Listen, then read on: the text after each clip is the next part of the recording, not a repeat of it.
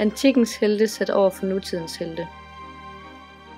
Det hele startede ca. 1200 år før år 0, hvor udgangspunktet for den trojanske krig var den såkaldte æblestrid. Her blev et æble, hvorpå der stod til den smukkeste, trillet ind midt i en bryllupsfest. Man kunne ikke komme til enighed om, hvem den smukkeste var, og prins Paris stod derfor med valget mellem Athene, Afrodite og Hera. Afrodite blev kåret som den smukkeste gudinde, og snart ville den spartanske prinsesse, den smukke Helena, komme til at tilhøre Troja og den trojanske prins Paris, hvilket lå til baggrund for den trojanske krig. Paris fremstilles som et modsvar på det, der anses som værende den ideelle antikke helt.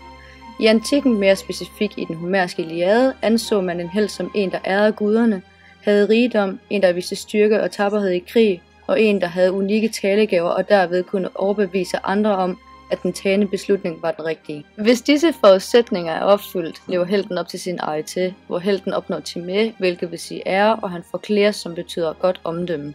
Og på den måde bliver den antikke helt for evigt, da generationer efter ham vil huske hans bedrifter. Her er tale om skamkultur, hvor det i samfundet er æresbegreber, der styrer moral og opførsel. Man skal bringe ære over sin slægt, og den antikke helt handler derfor altid efter slægt, det vil sige fællesskabet. Mange af de nævnte forudsætninger lever den antikke helt Achilleus op til, og han spiller derfor en stor rolle i forhold til definitionen af den homerske helt. Achilleus er søn af Peleus og Thetis. Achilleus blev som spæd døbt i Styx vand, og han blev derfor usårlig. Undtagen det sted, hvor Thetis holdt ham, nemlig anklen og hælen. Hælen blev hans eneste sårbare punkt og medførte hans død. I den trojanske krig kæmper Achilleus sammen med arkaierne mod trojanerne. Dette gør han for at få sit navn og sin slægt husket og foreviget. Her ser man den typiske homerske helts træk, hvor omdømme spiller en vigtig rolle i Achilleus' liv. Her bevæger vi os over i skamkultur, fordi han vil have, at efterfølgende generationer skal huske ham for hans bedrifter, og dermed foreviger Achilleus sit navn. Under krigen bliver Achilleus uvenner med kong Agamemnon, som fratager ham hans krigsbytte, den smukke unge pige Briseis. Achilleus bliver her vanæret af kongen, og han beslutter sig derfor for ikke at deltage mere i krigen. Dette gør, at mange dør, fordi Achilleus ikke kan undværes.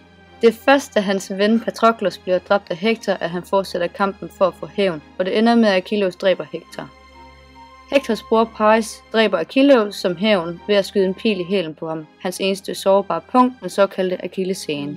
Achilleus udviste stor tapperhed og styrke i krigen, hvilket mennesker den dag i dag stadig beundrer.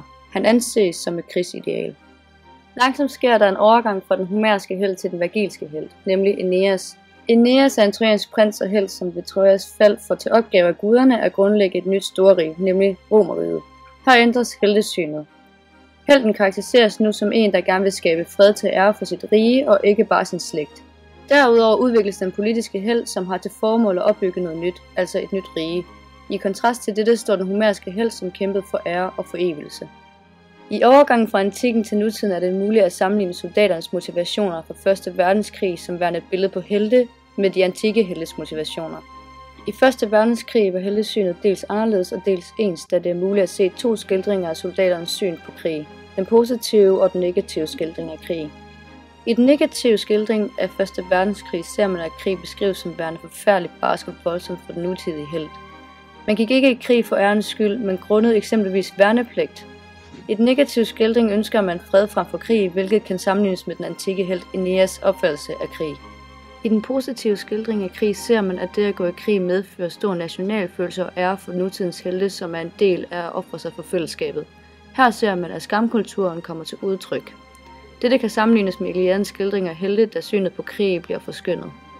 I dag er det ikke kun den politiske helt eller krigshelten, der afgør kendetegnet på en helt. I dag har paletten udbredt sig, hvor man ser hverdagshelte såsom brandmænd, politi, læger med mere. Vi ser superhelte såsom Batman, Superman og Captain America.